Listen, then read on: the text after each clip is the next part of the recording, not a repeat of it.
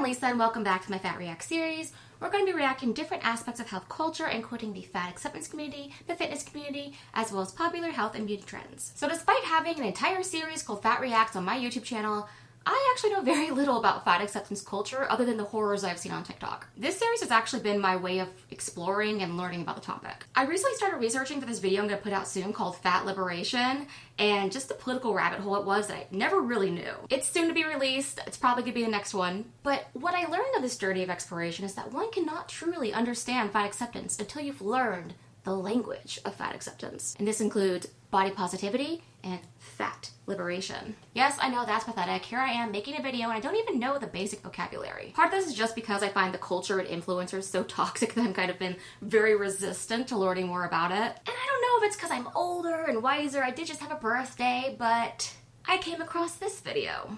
Okay, this is the fatness spectrum. A small fat is a size 18 and lower, 1X or 2X. I'm a 4X, 5X. I'm a size 26, sometimes 28. I am the super fat you say I'm speaking over.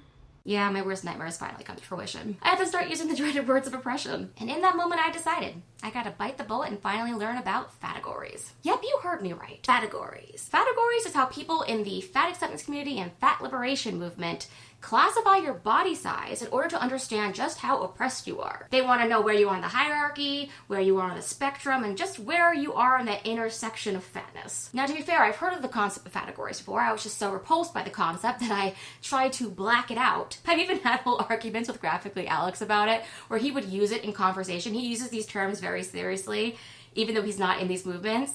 And I will just always scream at him through the computer, "You're using the language of the oppressors." I want to talk all about it. I want to read all about it. Let's read about it together. I invite you to come on this journey with me. Let's learn about FATEGORIES. I am linking the article that we're going to discuss in the description box down below.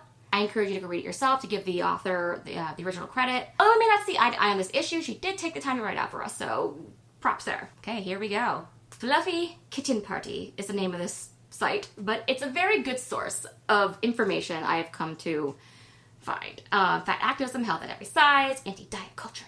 Okay, FATEGORIES. Understanding the fat spectrum was written back in, looks like 2019, but the update was June 1st, 2021. All these terms still apply. It seems I've heard them all before. And she says here, I wrote this piece in 2019 and it was long overdue for an update. She's talking about the different things that she changed. She's had a lot of white fragility framework in it, which she rightly says did not age well. And then giving credit to certain people, but she wants to be a resource helpful to learn about these terms of fat community, and we thank her for helping us learn more about these terms of fat community. Okay, let's get into it. Like a lot of people, I spend a lot of time on the internets, and much of my time there is spent in online groups and communities for other fat people. There are a lot of them, and these groups cover a wide array of topics. There are groups for healthcare concerns, groups for hygiene, groups for people who like to swim, groups for fashion, groups for talking about sex. While the topics the groups are dedicated to vary wildly, there is one topic that always comes up in every single one and causes a great deal of fighting and distress, and that's levels of fatness. Dun, dun, dun. You know, straight size, plus size, small fat, infinite fat, and so on. FATEGORIES. I just love how they're literally using the word FATEGORIES seriously. I didn't make that up. I wasn't mocking them, okay? This is the word that they use, okay? This is their word. I'm just trying to be respectful enough and use their words that they're telling me to use. Okay, so come for me. These conversations almost seem to follow a script. Someone posts a question about the different categories of fatness they see people using. They don't like the categories. They don't understand them. Where is the line? Who made the rules? Are they necessary? Are we really gatekeeping fatness in this manner? You know, it's not that hard to gatekeep fatness. You just have to eat a calorie surplus, and you'll get there eventually. Just like me. Of course, now I'm trying to calorie deficit my way out of that, and it's working, but you know. These categories they declare are arbitrary and rigid. They wish we would stop using them because we are all fat in this group and we do not need to be divided. We are more powerful when we are united, supporting one another, than divided into categories and fighting. And then she's going to say, like, well, what's this about? And you would wonder too, what's this about? Well, how can you rank people by importance with how much say that they are allowed to have in the fat acceptance community if you don't know who is the most fat? Because those who are the most fat face the most oppression. And so if you don't know that, you're not going to know who's going to speak first, right? Because we got to speak first via who's the most oppressed. So let's learn a little bit more about who's the most oppressed in the fat community and what they're called. So we have first the fat spectrum, a glossary, so to speak. Isn't fat enough a descriptor? Honestly, no, not really. Fatness, like many things, exists on a spectrum. A brief explainer of the fat spectrum. The easiest way to visualize the fat spectrum is an arrow pointing up. As your size and weight go up, so do the number of barriers you face. Now, I'm not going to argue with that. There literally are barriers. As somebody I know myself who is very, very, very, very, very fat. I'm still very fat, but I'm not very, very fat anymore. I'm just very fat. There's barriers like airplane seats, which you got to squeeze into. There's a reason why I fly first class a lot, because I get that nice big seat. I had a really big win during my last vacation in April because I was sitting, I couldn't afford first class, so I was sitting in economy, and I was really worried because, you know, first class, not only the seat's bigger, but the seat belts are a little bit bigger. And when I can't fly first class, I usually fly Comfort Plus because seat belts still, I don't know why if they're bigger, it just seems like it, but I haven't been able to fit into economy in years without a seatbelt extender, and I actually sat in economy on the way to Florida without a seatbelt extender. And I was really happy. I was like, oh my gosh, I'm one of the common people. I am just not fat enough to need a seatbelt extender. And you know what? I'm not here to shame anyone who needed to use one, because I was that person at one time. And everybody's on their own health journey, and hopefully people are trying to better themselves and lose weight so they don't have to be in that position. But for me, it felt like a really big win because it opened up more opportunities for me, and it kind of did away with this fear that I had. So I had lost enough weight to finally get into that level. So I can understand the barriers in that regard, but other barriers, you know, I have a really good job. I'm not working right now, but I have a really good job that I work at 10 months out of the year, and I really enjoy it. It's not that difficult as far as like things that I have to deal with. There's nothing about my size that impacts my ability to do that job. And so really the only barrier that I can think of right now is airplane seats. But anyways, let's look at these terms. We got small fats, mid fats, large fats, super fats, infinifats. Because, okay, infinifats is one of the funniest terms I have ever heard in my entire life. It's like infinity plus fat. It's almost as good as death fat, which we're going to discuss in a second. As far as clothing size goes, I mean, I don't know, how high does Torrid go? Like, this is Torrid, by the way, I'm wearing Torrid. But I love Torrid because they make cute workout clothing, and how are you going to encourage people who are overweight to work out? You got to make them cute clothing to wear so they can go to the gym and feel confident and work their best and use the arm machines and all that stuff. But yeah, that's our spectrum that we're supposed to learn from at the moment. And let's see. Over time, as fat activism has become increasingly intersectional, and that intersectional word again. As communities aim to center the most marginalized in their ranks, people have developed labels and describe where they fall on the fat spectrum. These labels or categories essentially attempt to create a shorthand that quickly and effectively describes where a person is on the spectrum of fatness and their experiences living in the world in those fat bodies. It's a difficult thing to attempt because size oppression touches so many areas of fat people's lives, and these conversations can be very nuanced. Size oppression. I'm thinking, I was size oppressed by the airplane seats. And one time I was not allowed onto a roller coaster ride at my heaviest because the seatbelt didn't fit. Those are the two times I've been oppressed in my life, but you know what? It's cool. I heard that this ride wasn't that good anyways. It says no systems of labels is going to be perfect or accurately reflect every single person's lived experience, but these terms are commonly used in fat communities. So if you're feeling a little lost, I created a glossary of terms with here in fat communities. If you find yourself wondering, what does mid-fat even mean, or where do I fall on the spectrum? These definitions are for you, so that you do not need to inquire with a group of several thousand fatties who will rip you apart because they hear that question every Thursday. Well, you know, I do love it that she does call them fatties too, because, like, you know, here it's part of the fat acceptance community is like re-embracing the fat word. And even though I'm not in their community and I outright reject the reason for existence, basically, I do just love saying the word fat. So I'm just gonna keep saying it. Don't ask me why. So first we have straight size. A straight size person is quite simply someone who is not fat. They do not require plus-size clothing, and their body weight is not generally a barrier for them in their daily lives. So I'm guessing this is a way of them replacing the word skinny or thin. They're just calling them straight size, because they're like, straight, right? No curves. And they got mid-size. This is a term some straight size people have coined to describe their experience of not being skinny, but not being fat either. People who consider themselves mid-size are often around a U.S. woman's size 12 or 14, and in some cases even smaller.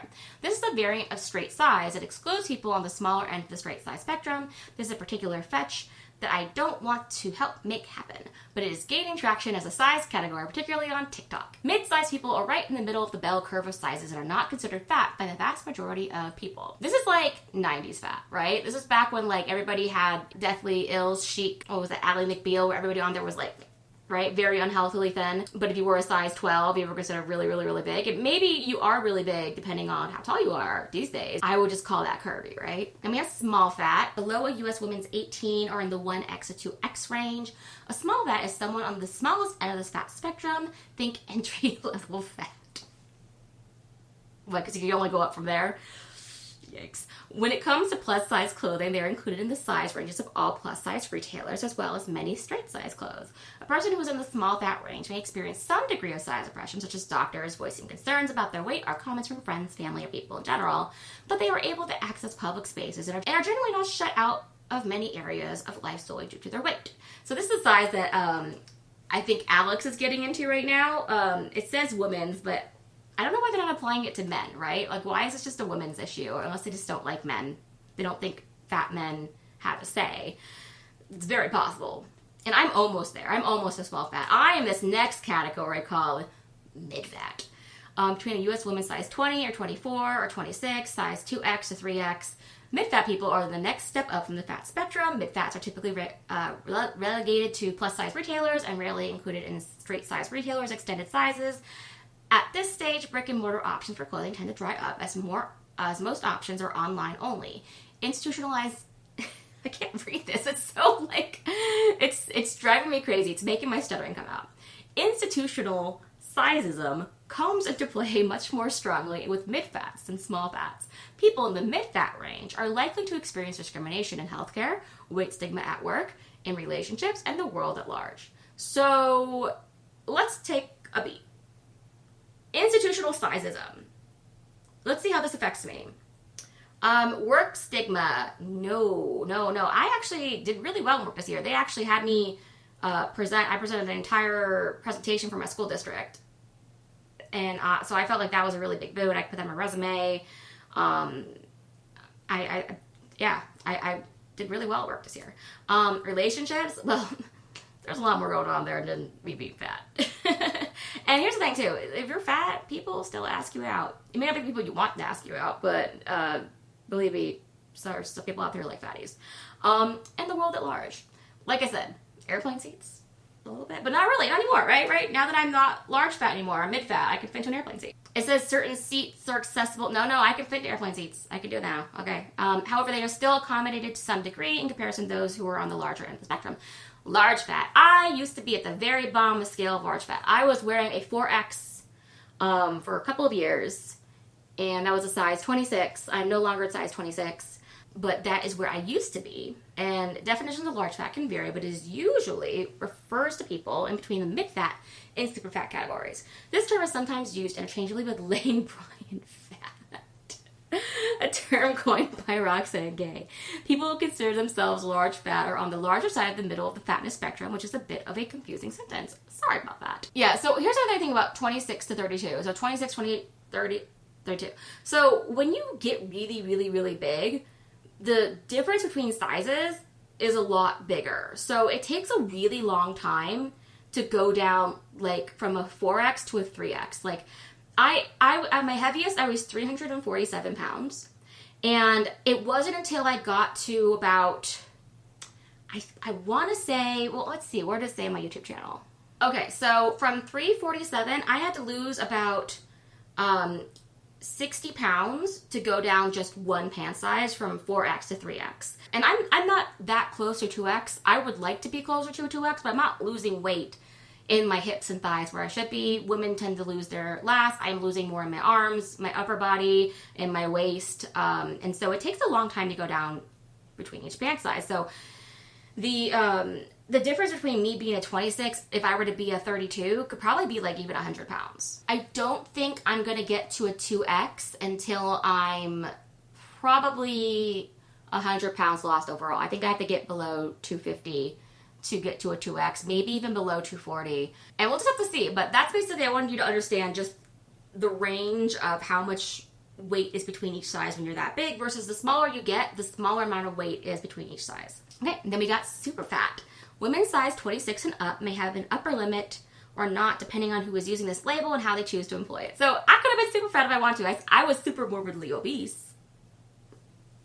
Now we have InfiniFat, women size 32 to 34 and above. Okay, never been there. And it can be used as a variance of fat, very interesting, okay? People face significant barriers due to institutionalized sizism on a daily basis. It can be a size 6X. Many people do not actually know their clothing size because retailers do not stock them. And people of this size range are excluded from participating in many areas of public life, face intense discrimination and mistreatment in healthcare, and are the most underserved of all members of the fat community. It's interesting to be say that they're excluded from participating in many areas of public life. I just gotta wonder if you're that large, it must be just the barrier in itself movement, right? I don't know, I don't know of anyone that size. I've seen on TV. If I think about really, really, really large people, I think my 600-pound life and those sisters, and how they were using oxygen tanks and in a wheelchair, and I think that's more of the barrier. It was their own health. And then we have death fat.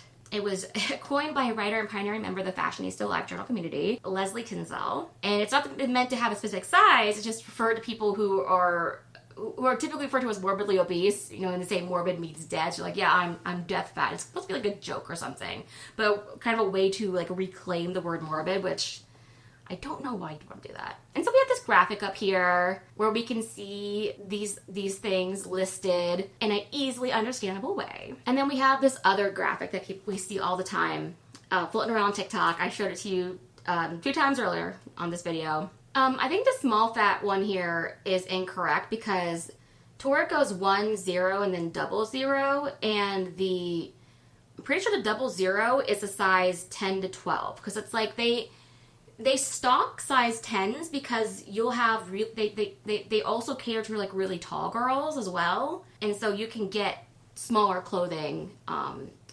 not that technically isn't for people who are fat but just kind of chunky. So here we go, talking about size-based depression, kind of the point of learning about all these different categories. Clothing size is used as a gateway for understanding size-based depression, but it's the beginning of the conversation, not the destination.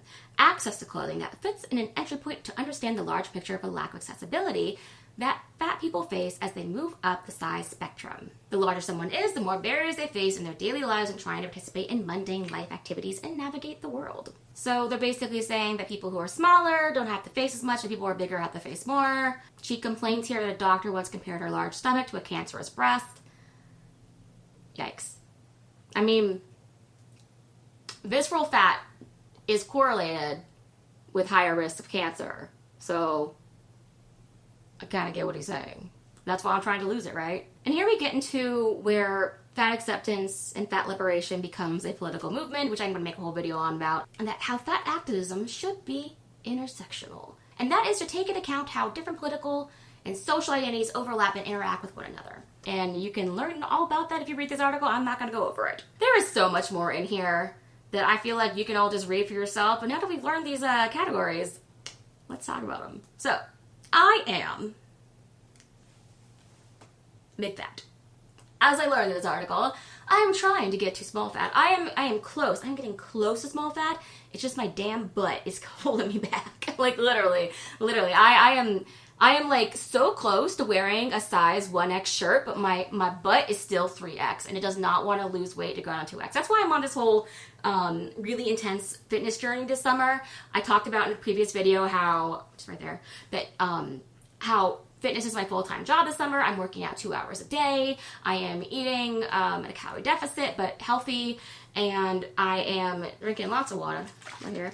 And I'm just trying to get, basically, my butt to a smaller size, quite literally. I am measuring myself. I'm not worrying about pounds right now. I'm just trying to build muscle and to lose inches or centimeters actually, and to get my fat percentage down. I'm doing that through, like I said, through diet and exercise. But I do know that getting out of pant size at this size is very, very difficult. It takes a lot of pounds to lose. It takes a lot of fat to lose. But I'm going to keep trying. I want to get to that torrid size 2. I want to get to that 2X. I want to be a size 20 and eventually even lower. Now, do I think I'm going to continue to use these words of oppression that the fat acceptance community is trying to oppress me with? Maybe as a joke, I'm going to keep using it. It might just be easier to refer to these terms to make sense. I'll do a whole video saying, hey guys, guess what? I'm small fat now when the time comes. But other than that, what do you guys think about this? Do you think this is crazy? Do you think this is worth using? Do you think this is interesting? Like, what are your thoughts? I just really want to know, because I don't even know what my impression is, other than I just find the word death fat kind of hilarious. Yeah, guys, let me know. Comment down below. Tell me about it. And I will interact with you in the comments. I like to respond to almost every comment. Anyways, I don't know what else to say. Thank you for joining me and learning about categories. Bye.